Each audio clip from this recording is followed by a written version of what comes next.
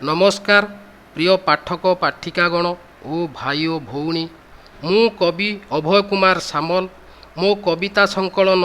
नीलनक्सार चित्रकल्परू गोटे कविता मु पाठ करने को जाऊँगी। कवितार शिरोनामा है से दिन।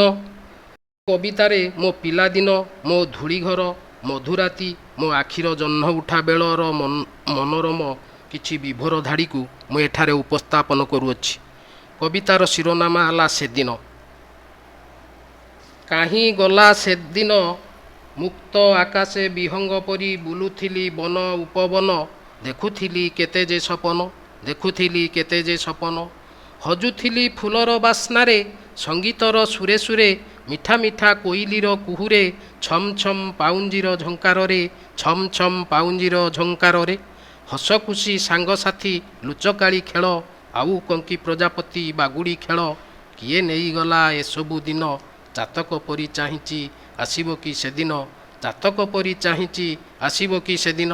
सतरे कौन फेरिबो सतरे कौन फेरिबो फगुण बसंत को धरी मिठा मिठा बईंशीर सुरे मिठा मिठा बईंशीर सुरे नाचिबो राधा परी नाचिबो राधा परी